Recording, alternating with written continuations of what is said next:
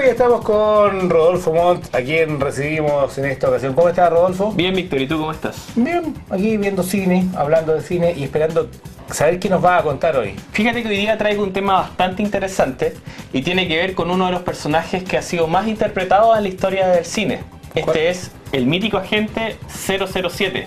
Más interpretado, yo tenía duda, pensé que podría haber sido otro. No, curiosamente, este personaje basado en las novelas de Ian Fleming partió siendo interpretado por primera vez por el conocido actor, en aquel entonces bastante joven, Sean Connery, quien realizó el papel en 6 ocasiones oficiales, más una adicional que fue fuera de la saga. El Bond de Connery se caracterizaba principalmente por sentar las bases de este personaje y también por su éxito para con las mujeres, mostrando ser extremadamente machista, algo que reflejaba un poco la conciencia de la época. Pero todas las mujeres se sentían un poco la Ursula Andress. Bueno, el caso de las chicas Bond es para otro segmento también bastante interesante. Después llega a la pantalla que para muchos, lejos es el peor Bond de la historia, como lo ha sido el actor australiano George Lazenby, quien personificó a la gente solo en el film Al servicio de su majestad. Este Bond ha sido duramente criticado por la interpretación, por ablandar el personaje e inclusive al final de la película, como estamos viendo en imágenes, Bond contrae matrimonio, algo que es totalmente contraproducente para la historia de este agente secreto. Después de este fracaso en el cine, la responsabilidad de llevar a 007 a la pantalla grande recae sobre el actor Roger Moore, quien se había hecho famoso en la televisión por el personaje del Santo. Este Bond es un poco más agradable y por otro lado, el defecto grande que tiene este Bond es que se fue avejentando con el personaje. De hecho, al menos sus últimas 3 películas se nota que luce de edad evidentemente avanzada. En Moonraker, por ejemplo. En Moonraker, claro. En estas películas, Roger Moore aceptó el papel principalmente dado que los productores le instaban a que lo pudiera hacer. Los productores encontraron el sucesor de Moore en Timothy Dalton. Timothy Dalton, al juicio de muchos, es el mejor James Bond de la historia.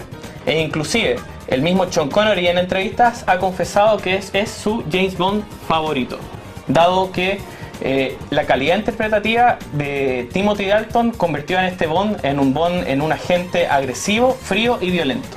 En la década de los 90 ya es el turno de quien tal vez más conocemos, que es Pierce Brosnan, que llevó a Bond a la era informática. También fue inclusive el primer Bond que sangra, el primer Bond que fue capturado y torturado.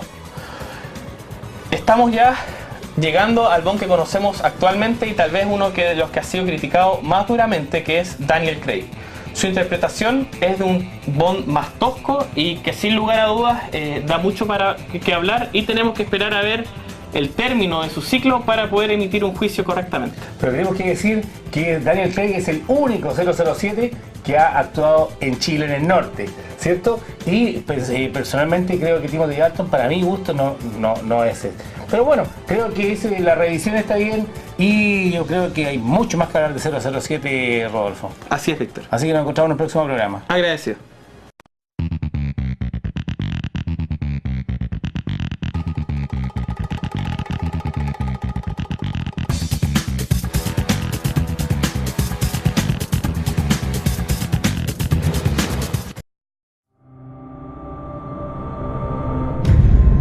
Apareció muerto Chazarreta.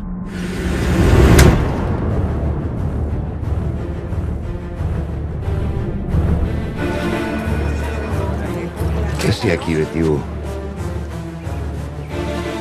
Es como estar adentro de una novela tuya, esto. Que cualquiera decís. No. ¿Te molesta que te diga Betty Boo? No es el sobrenombre, es cómo llegó a mí. ¿Cómo llegó a vos? En la fiscalía me dijeron que no había novedades en la causa. ¿Vos te vas a colar en lo de Chazarreta? Están todos muertos. En realidad estamos tratando de encontrar algo que los una a todos ahora en el presente. ¡Pero usted me está cargando!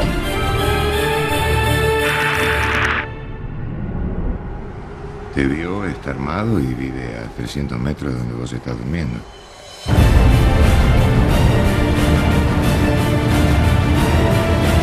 ¡Corre! ¡Corre!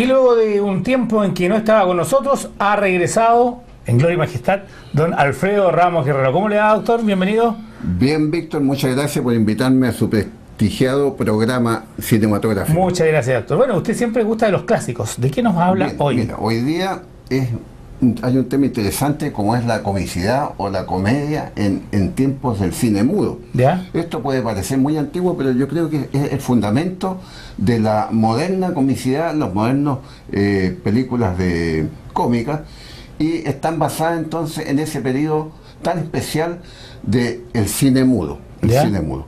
El cine mudo data naturalmente desde el momento en que se hizo la primera proyección cinematográfica en París en 1895. De tal manera que el periodo de cine mudo dura hasta el año 1927, aproximadamente 30 años, cuando la película El cantante de jazz de Al Jolson se proyectó y la gente quedó bastante sorprendida porque era posible escuchar en el cine palabras que decían los participantes. En ese periodo entonces que llamamos de cine mudo, hubieron bastantes artistas que se dedicaron a este arte muy difícil de hacer reír. Es difícil muchas veces tener gracia para contar un chiste. Imagínense, Víctor, lo que significa entonces la comicidad durante una hora o durante una hora y media, unos 90 minutos. De hecho, una de las primeras películas de la historia fue El hombre del jardín, que era de un hombre que estaba regando el pasto y da un paso, pisa un rastrillo y se pega, y que la gente reía mucho. Entonces, ahí son los orígenes de la comicidad, los orígenes de la comedia. Mire, yo diría más, Víctor, en el sentido que en los primeros tiempos la comicidad estaba dada incluso por el movimiento peripatético o de los personajes, que no se conocía esto, los 24 cuadros por segundo, entonces está un poquito acelerado. Los desfiles militares aparecían prácticamente corriendo y la gente se reía. De tal manera que la comicidad data prácticamente del comienzo del cine. Y, perdón, incluso Georges Méliès aporta la comicidad con unos cortos de magia, por ejemplo, y que son los orígenes del cine. Sin duda. Tienes razón. Bueno, en este periodo de cine mudo tenemos entonces algunos representantes que son bastante interesantes de conocer porque tenían la comicidad en los gestos, de tal manera que era un asunto bastante importante. Hoy día los cómicos recorren a la palabra, chiste, pero en esa época había que ser muy gestual. Los gestos eran muy importantes. Y entre eso yo pienso que sobresalen algunos bastante interesantes, como sería, por ejemplo, Aaron Lloyd. Aaron Lloyd era un norteamericano. Pero le propongo algo, doctor. Sí, porque mire, si nos vamos a Aaron Lloyd o a Chaplin o a no sé, a Buster Keaton, nos vamos a extender. ¿Qué le parece que dediquemos un bloque a cada uno de estos comediantes? Perfecto. Y lleguemos hasta aquí por hoy día, con esta introducción, a modo de introducción. Bien. Me parece perfectamente. Compromiso entonces. Compromiso, Víctor. Entonces, la próxima vez que esté el doctor, va a hablar con nosotros de algún cómico y así nos va a ir ilustrando cada uno. ¿Le parece? Muy bien. Doctor, muchas gracias por haber estado con nosotros y nos esperamos en un próximo programa. Gracias, Víctor. Gracias.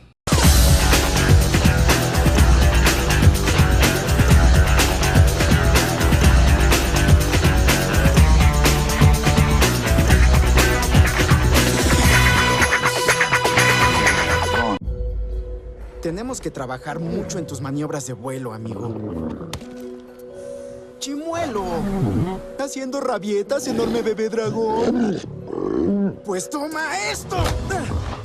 ¿Ya lo estás sintiendo? ¿No le harías daño a un chico de una... No! Esto es Berg. La vida aquí es increíble. Los dragones solían ser un problema. Pero ahora todos se mudaron. Ya te dije que hoy te ves sensacional. Y con vikingos montados en dragones, el mundo acaba de hacerse mucho más grande. ¡Oh! ¡Esto es increíble!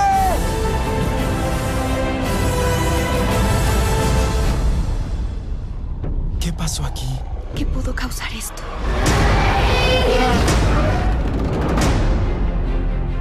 Apuesto a que crees que sabes mucho sobre dragones. Déjame mostrarte algo de lo que no sabes. ¿Te conozco? No. Solo eras un bebé. Pero una madre jamás olvida. Increíble. Los rescatas.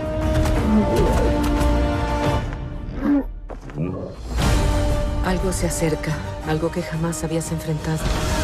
Los dragones ahora son míos. Protege a nuestro pueblo. ¡Ah! Es tu destino. Lo que estás buscando está aquí. ¡Vamos! ¡Esto es muy peligroso! ¡Ah! ¿Es broma?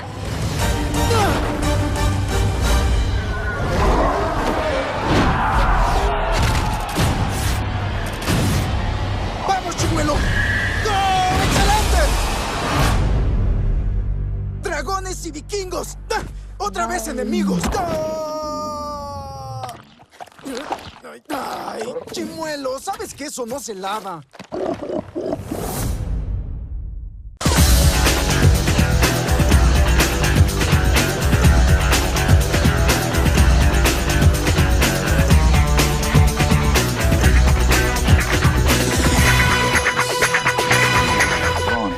Y nuevamente nos visita y está con ustedes Luis Saavedra. ¿Cómo estás, Luis? Bienvenido. Bien, Víctor, gracias por la invitación nuevamente. Y creo que lo que tú nos vienes a contar es atendible para nuestros espectadores. Excelente. Bueno, básicamente es agradable de cierta manera ver que el cine chileno usa herramientas que se están usando en las grandes películas. Efectos especiales. Tú puedes ver, por ejemplo, en la película Jorge Holguín, en la película Solos, ¿ya? Usa muchas herramientas digitales para contar su historia. Pinturas mate, modelos 3D, etcétera, ambiente virtual y todo eso. Anda contando un poco, porque tú nombraste este elemento aquí que a lo mejor el grueso de la gente no sabe. Perfecto. Bueno, básicamente una pintura digital o pinturas mate son herramientas que se han usado desde las películas como El Ciudadano Kane, desde los años 40 en el cine tradicional clásico, que básicamente sirven para dos cosas. Uno, para extender un estudio. Por ejemplo, ¿qué pasa si nosotros estuviéramos grabando ahora, pero quisiéramos que el estudio estuviera en una caverna? Ya. No es necesario ir a la caverna, sino que se compone digitalmente el dibujo de una caverna con fotos y se componen las dos partes, por lo tanto da la ilusión que estuviéramos grabando dentro de una caverna. Es una pintura mate o pintura digital. Y lo otro... O sea, perdón, nuestro director y editor, el equipo de edición, podría en este momento ponernos dentro de una caverna. Exactamente, exactamente. Si tuviéramos una caverna pintada digitalmente... Es que se me ocurre. Se me está ocurriendo, señor director. Bueno, básicamente eso, es tener la... ¿Estamos dentro de una caverna ahora? Pues, menos mal que le dije un volcán o claro, algo así. claro. Es que no, si uno tiene que ser... Bueno, pero básicamente eso es la... cuando los cineastas... cuando un cineasta cuenta una historia, trata de agarrarse todas estas herramientas para poder contar más su historia. O sea, es muy diferente también, vale decir, que estar en una caverna que hacerla digital. Claro. Básicamente, una... Obviamente se ve mucho más real y todo, pero bueno, el presupuesto que uno tiene... Y finalmente el resultado más o menos similar, dependiendo de la forma, la técnica de... Dependiendo de cómo uno cuenta la historia, claro, y cómo edita la película y todo eso. Eso con respecto a la pintura mate. Exactamente. Ahora, me queda una duda para la gente. ¿La pintura mate es alguien que tiene que pintar? Bueno, antiguamente se pintaba. Antiguamente... Claro. Era un artista que pintaba en trozos de vidrio de 5 por 2 metros y que iba con acrílicos pintando físicamente. Con el paso del tiempo, toda esa, se puede decir, toda esa expertise se llevó al plano computacional y ya los artistas dibujan con tabletas Wacom, mezclando fotografía y todo eso. Bueno, es muy usual verla, por ejemplo, en las películas de El Señor de los Anillos. Tiene mucha extensión de escenas. Por ejemplo, se graba una montaña, pero al lado de la montaña está todo el set grabando y necesitan borrar, por lo tanto componen esa escena con más montaña de fondo y borran lo que no quieren. Y ahora, Jorge Holguín, que trabajó toda esta tecnología, sí, y la postproducción la hizo en Los Ángeles para precisamente hacer esto. Exactamente, exactamente. Yo conocí a Jorge en la American Film Market el año pasado y estaba en la venta de su película que ya se llama The Descendant. ¿Ya? Que aquí se llama Solo, pero que es para mí agradable ver que un producto chileno se esté vendiendo y más encima contando historias de género.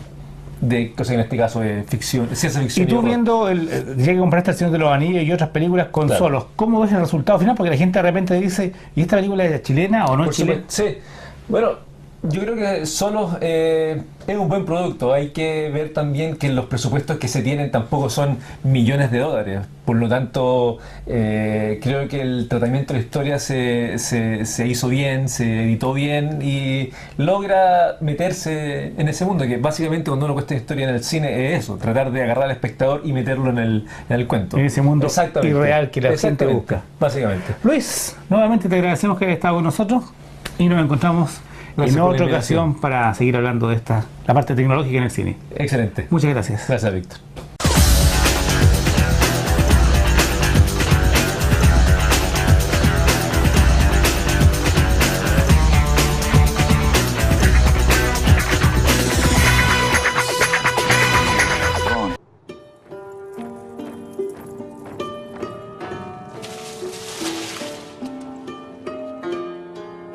Tú y yo solo habremos sido recuerdos, nunca realidad. Algo nos está soñando. Entrégate a la ilusión. Vive.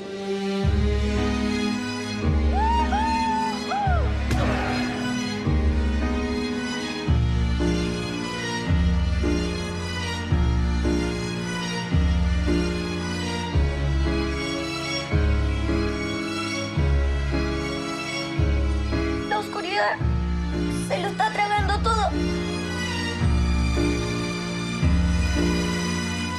Todo lo que vas a hacer ya lo eres. Lo que buscas ya está en ti. Alégrate de tus sufrimientos. Gracias a ellos llegarás a mí.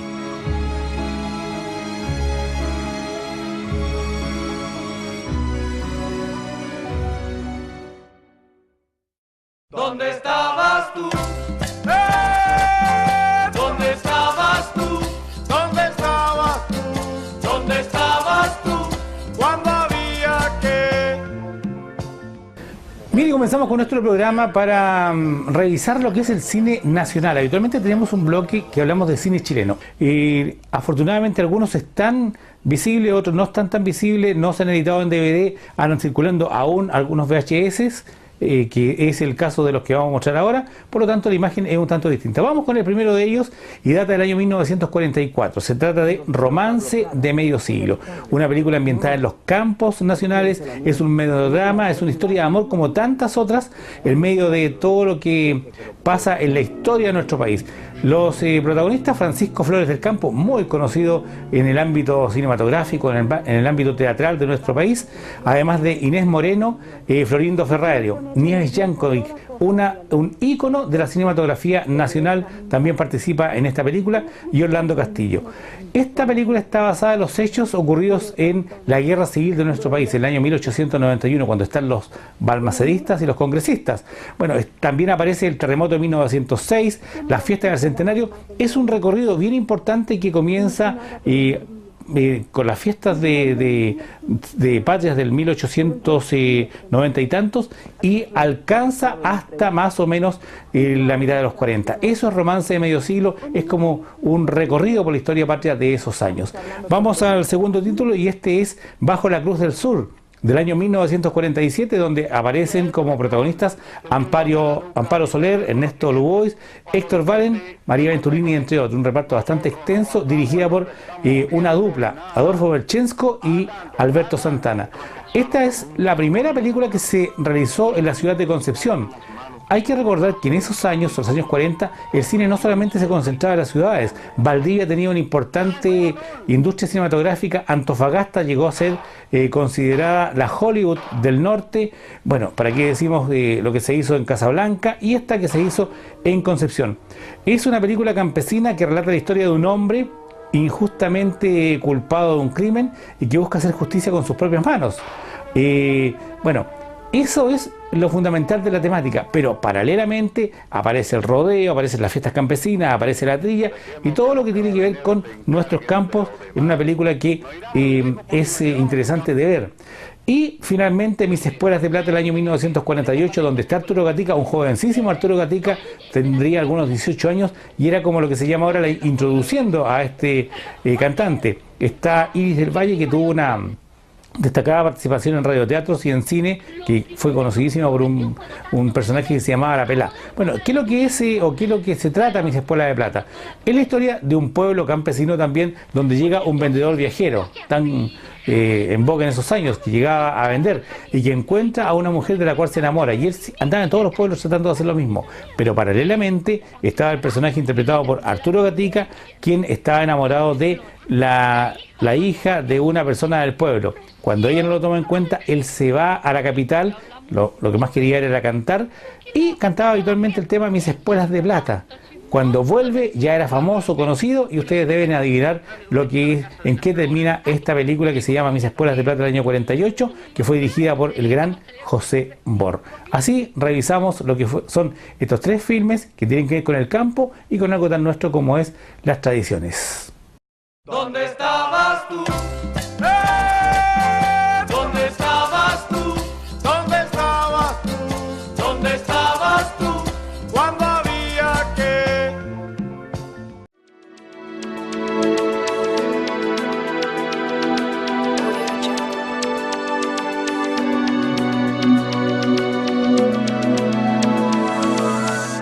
Y vamos a contarles y comentarles de el cine de invierno. Fíjense que en reuniones de pauta decían, ¿qué hacen? Hoy no hemos hablado de películas de invierno.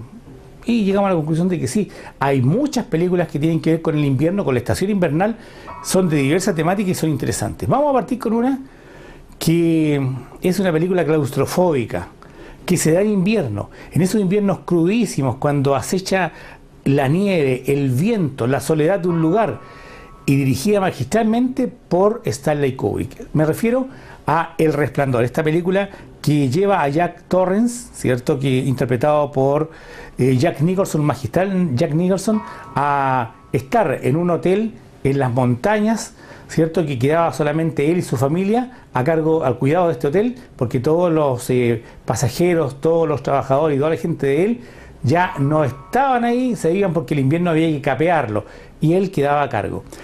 Junto con el paso de los días y con el comienzo del mal tiempo, Torrance comienza a sufrir una serie de alucinaciones hasta que llegamos definitivamente al terror. Y en esta película hay escenas clásicas como la del ascensor cuando se abre y caen ríos de sangre, como la de los niños en este triciclo que recorre las piezas del hotel, y con todo lo que finalmente conlleva a que El Resplandor sea considerada una de las películas terroríficas más importantes de la historia del cine en un marco de invierno. Seguimos con Regreso a Cool Mountain. ¿Recuerdan ustedes a Jude Law, a todo un elenco importante que tiene que ver con la guerra de secesión?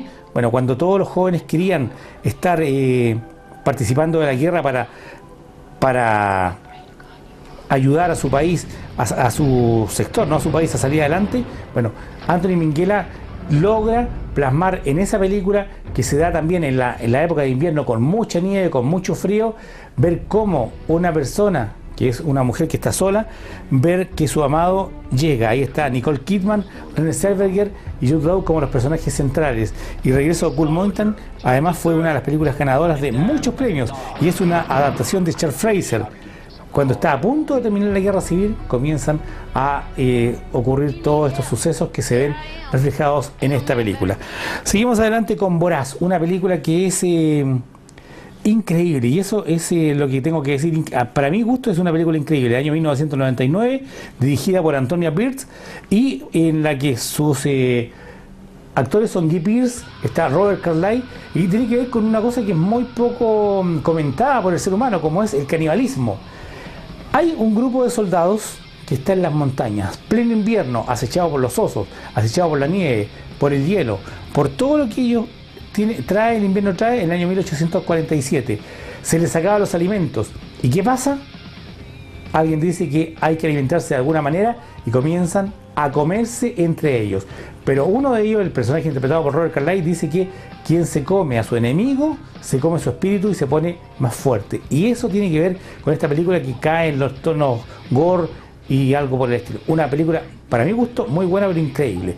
Y finalmente le vamos a contar de Enemigo al acecho, con un Ed Harris y nuevamente con un Jude Law increíbles en sus roles. Ed Harris es un oficial alemán, Jude Law es un soldado de clase ruso que a través de los panfletos y de la prensa que decían para el ejército logran catapultarlo como el soldado más importante del ejército ruso, en la Segunda Guerra Mundial. Y en ese momento comienza una cacería del oficial alemán contra este soldado en medio de la lluvia, de la nieve, del invierno y de la Segunda Guerra Mundial. 4 películas que tienen que ver con el invierno y que son recomendadas para ustedes.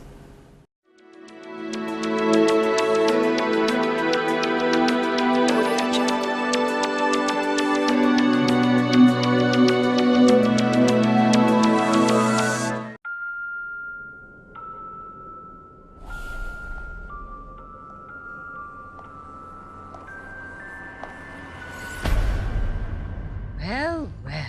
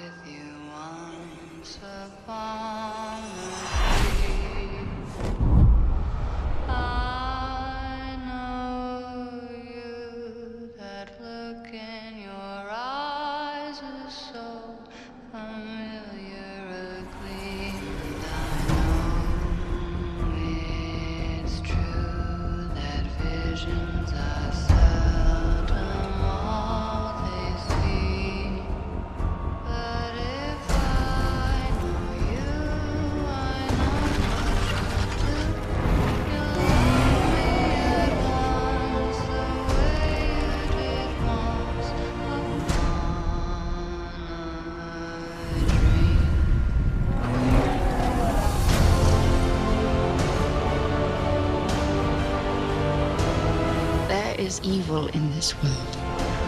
Hatred and revenge